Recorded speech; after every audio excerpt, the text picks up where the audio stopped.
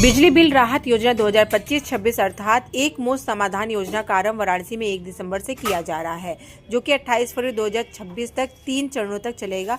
मुख्य अभियंता राकेश कुमार ने प्रेस वार्ता करके बताया है कि योजना में LM घरेलू श्रेणी के 2 किलोवाट भार तक एवं LM वाणिज्य श्रेणी के 1 किलोवाट भार तक के अनपेड बकायेदार उपभोक्ताओं के द्वारा पंजीकरण कर एक मुश्त धनराशि जमा करने पर सरचार्ज के अतिरिक्त 25% तक मूलधन में भी छूट प्राप्त करने के अवसर पहली बार दिया जा रहा है। योजना के तहत जो उपभोक्ता एक मुश्त बकाया नहीं जमा कर पाएंगे उनके लिए भी 500 रुपये या फिर 750 मासिक किस्तों के विकल्प के रूप में जमा कर सकते हैं।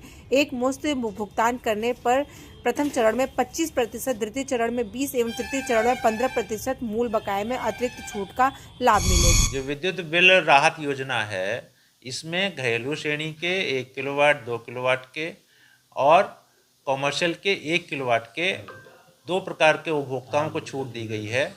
एक वो जिन्होंने 31 मार्च 2025 या उससे पहले कनेक्शन लिया है और आज तक कभी बिल जमा नहीं किया, जो नेवर पेड कंज्यूमर्स की कैटेगरी में आते हैं।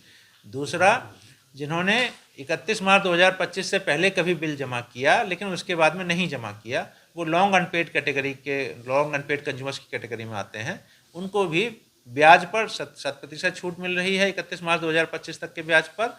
वह पहली बार मूलधन में भी 25% छूट मिल रही है यदि प्रथम चरण में वह रजिस्ट्रेशन कराते हैं 2000 रुपये जमा करके।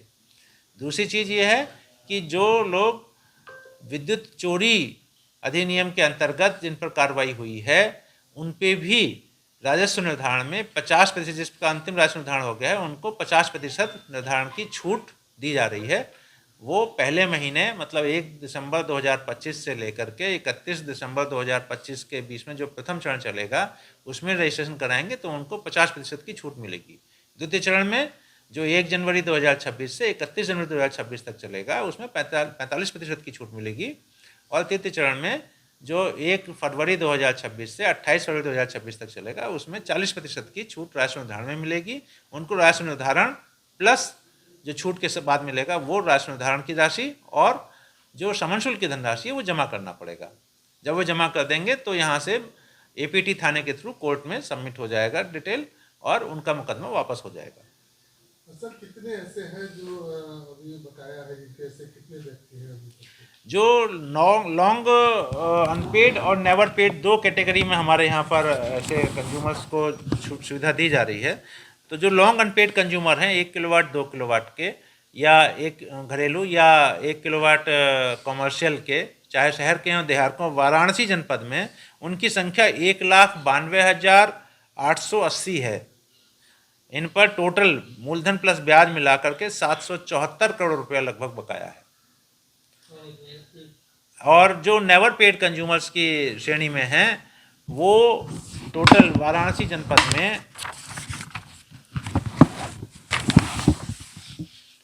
63,978 कंज्यूमर हैं जिनको छूट दी जानी है। इन पर भी लगभग 863 करोड़ रुपया मूलधन प्लस ब्याज मिला करके इतना बकाया है।